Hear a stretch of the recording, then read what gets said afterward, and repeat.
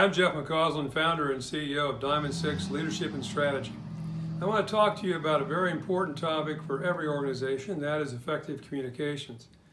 I like to think one of the hallmarks of Diamond 6 is our commitment to applied learning. We work very hard during a workshop to ensure our participants think through what are the concepts, ideas, principles of leadership, organizational theory that we're discussing, but how does that apply to them and how does that apply to their organization?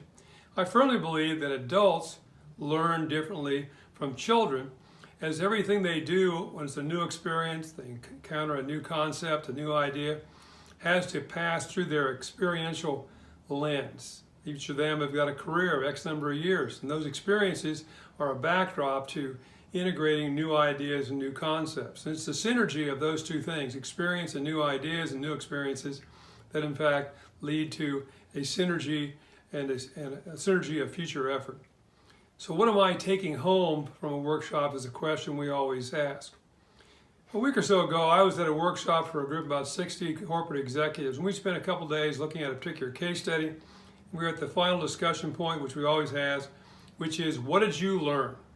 And not infrequently, I heard the same thing from several people. They said, well, we need to communicate better. It suddenly dawned on me, well, that's a great idea, and that's terrific. It's really like saying I'm in favor of motherhood and apple pie and the girl next door. Because let's face it, if you say I'm in favor of better communications, okay, great. Let's have more meetings. Let's send more email.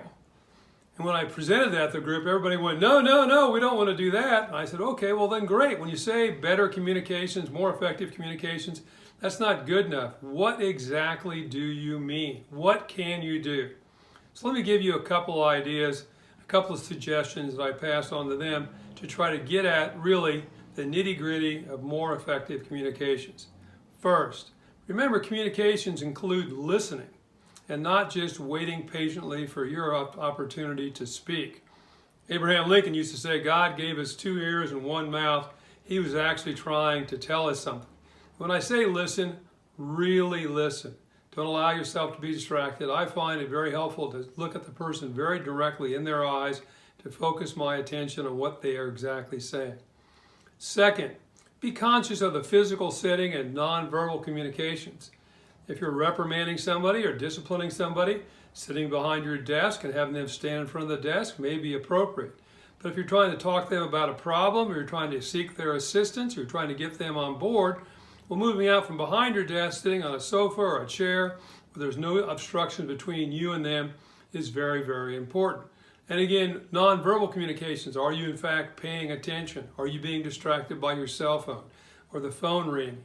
All these things are critical that you are conscious of them to set an environment for effective communications.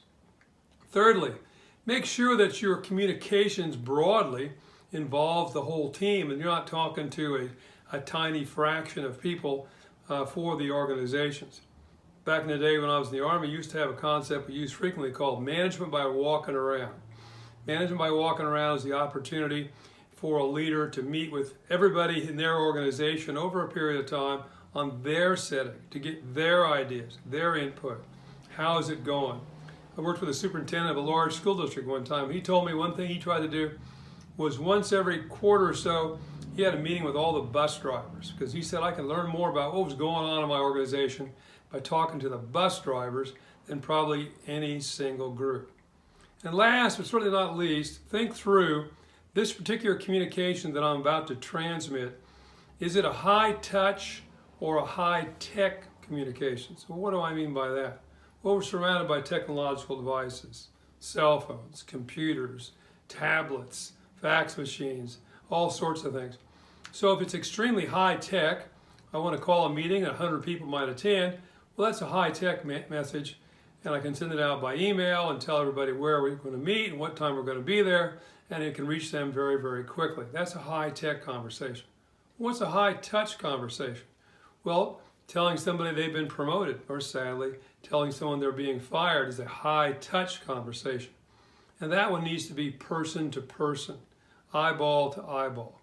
It's critical for that person to hear it in that way. It's critical for the organization to know that you're caring as a leader enough to have those communications in that way.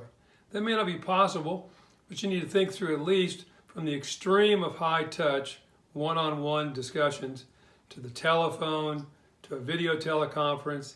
As I move back and move down along the cursor of more and more technology, where can I possibly affect this conversation, which needs to some degree be a high touch or higher touch conversation?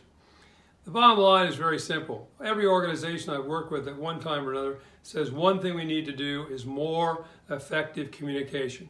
But that's not good enough.